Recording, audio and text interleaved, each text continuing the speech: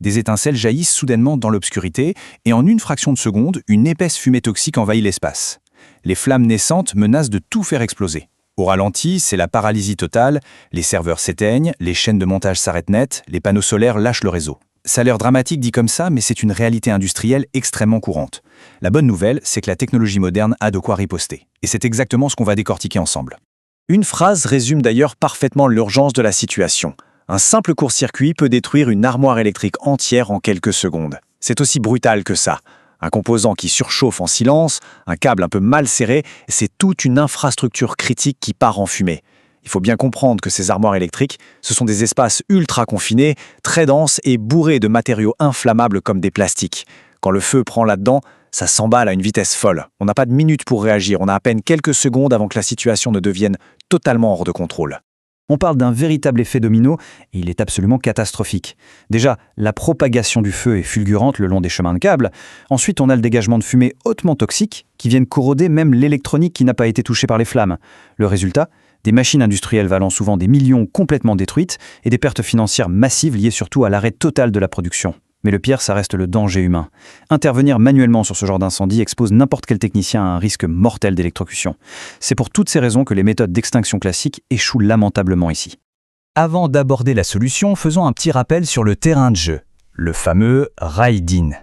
Cet acronyme vient de l'Institut allemand de normalisation. Et pour faire simple, c'est cette barre de métal standardisée sur laquelle on vient clipser absolument tous les composants électriques industriels. Des disjoncteurs, relais, en passant par les alimentations, tout est scrupuleusement aligné sur ce rail.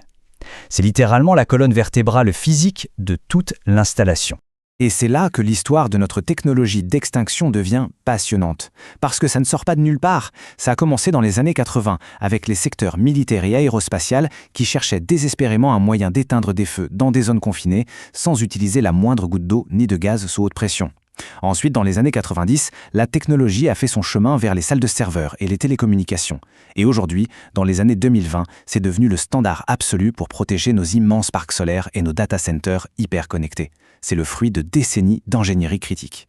Ce qui nous amène à la solution d'aujourd'hui, l'extincteur miniature à aérosol. L'idée de génie, c'est d'avoir pris cette technologie aérospatiale pointue et de l'avoir conçue spécifiquement pour venir se clipser directement sur le RAIDIN, en plein cœur du danger. Concrètement, c'est un petit boîtier de la taille d'une boîte de conserve qui fait le guet en silence au milieu des composants sensibles.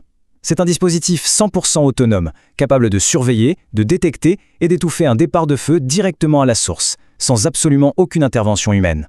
Si on regarde un peu sous le capot, c'est un vrai chef-d'œuvre de miniaturisation. Sous le boîtier de protection extérieure, on a la pièce maîtresse, la cartouche d'aérosol condensé à l'état solide. Elle est directement connectée à un système de déclenchement ultra réactif, lui-même commandé par un capteur thermique de haute précision qui scrute l'air en permanence. Tout ça est interconnecté par un câblage interne super discret. À l'arrière, on a le système d'accroche pour le RAIDIN et à l'avant, la sortie de diffusion, pensée pour orienter le nuage protecteur de façon optimale. Alors, en conditions réelles de crise, comment ça se passe ? Prenons l'exemple d'un câble qui commence à fondre. Ça se déroule en 4 étapes ultra rapides. Étape 1, la température ambiante dans l'armoire grimpe en flèche. Étape 2, bien avant qu'il y ait des flammes immenses, le capteur thermique repère cette chaleur anormale. Étape 3, le mécanisme est percuté de façon totalement automatique. Et étape 4, en une fraction de seconde, la cartouche solide libère son nuage d'aérosol ultra dense qui vient saturer toute l'armoire scellée. La science derrière cette action est vraiment bluffante. Ce système ne va pas du tout venir noyer le feu comme le ferait de l'eau. L'analogie est différente. C'est comme couper brutalement le moteur chimique du feu.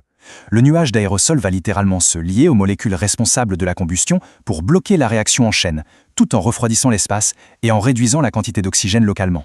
Les flammes s'effondrent sur elles-mêmes instantanément, neutralisées par magie, sans une seule goutte de liquide dommageable. C'est net et sans bavure. Bon, attention tout de même, pour que cette efficacité soit au rendez-vous, l'installation ne s'improvise pas du tout. Ça demande une vraie rigueur mathématique. D'abord, il faut trouver le bon emplacement sur le RAIDIN, généralement en haut de l'armoire, là où la chaleur monte. Ensuite, l'étape la plus cruciale, calculer le volume exact du coffret électrique. Chaque petit extincteur est calibré pour saturer un volume très précis. Si l'armoire est trop grande, le nuage sera dilué et ne servira à rien. Il faut aussi respecter des distances de dégagement pour ne pas bloquer le nuage, et surtout, s'assurer que l'armoire n'est pas trop ventilée pour que l'aérosol reste bien prisonnier à l'intérieur. Et c'est grâce à cette combinaison de compacité et de performance extrême qu'on retrouve ces systèmes absolument partout aujourd'hui. Des grandes usines de fabrication jusqu'aux énormes centres de données qui hébergent notre flux Internet. Ils sont vitaux dans les onduleurs des panneaux solaires, qui sont très sujets aux dangereux arcs électriques. On en voit aussi massivement dans les conteneurs de stockage de batteries au lithium, tristement célèbres pour leur feu quasi impossible à éteindre. On les retrouve même dans les machineries d'ascenseurs ou les petits relais télécoms en pleine rue. Ça protège un matériel inestimable 24 heures sur 24. Si on compare ça aux méthodes classiques pour de l'électricité industrielle, il n'y a pas photo. Utiliser de l'eau sur de la haute tension, c'est le court-circuit catastrophique assuré et un risque de mort. L'extincteur rouge à poudre, c'est très efficace sur les flammes, mais ça s'infiltre partout et laisse un résidu tellement corrosif qu'il faut de toute façon jeter toute l'armoire après l'incident. Le CO2, c'est propre, mais ça demande des bonbonnes de pression géantes. L'aérosol sur iodine, lui, intervient chimiquement. C'est propre, sûr pour l'électronique sensible, et ça sauve à la fois l'installation de l'incendie et des dégâts de l'extinction. Cela dit, une analyse complète exige de peser le pour et le contre avec objectivité. Les avantages sont indiscutables. Une réponse entièrement automatique, ultra rapide, dans un format microscopique qui préserve le matériel sans mettre d'humain en danger. Mais les limites existent en ingénierie. On l'a vu, on est contraint par des limites de volume très strictes.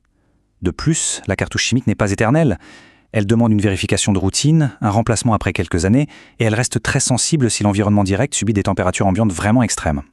Mais au final, le concept le plus puissant ici, c'est la prévention invisible. C'est l'idée de ce tout petit boîtier accroché sur un simple rail de métal qui monte la garde dans un silence total. Sa capacité à détecter une anomalie et à bloquer une réaction chimique au tout dernier moment, ça transforme un désastre industriel total en un simple petit incident vite maîtrisé. C'est le triomphe de la sécurité automatisée. Pour tous les passionnés qui souhaitent aller plus loin et maîtriser les rouages de l'électricité moderne, c'est le moment idéal pour rejoindre la communauté ElectroStart sur Facebook. C'est vraiment la référence pour comprendre les bases de l'électricité industrielle, découvrir les dernières innovations en protection incendie ou encore démystifier les panneaux solaires, la sécurité des batteries au lithium et la lecture des schémas électriques. Et bien sûr, liker, commenter et partager ce type d'analyse, c'est ce qui aide la communauté à grandir et à diffuser un savoir technique souvent crucial. Et pour clore ce décryptage, le débat reste grandement ouvert. Il est toujours fascinant d'avoir des retours du terrain. Quelqu'un dans la communauté a-t-il déjà été témoin d'une armoire électrique en flammes sur son lieu de travail ? Face aux enjeux, la législation devrait-elle rendre l'installation de ces dispositifs automatisés obligatoire dans chaque industrie ? Et enfin, parmi tous les mystères de l'ingénierie électrique, quel sujet spécifique devrait être au cœur de notre prochaine explication détaillée ? Les commentaires sont là pour ça, la discussion ne fait que commencer.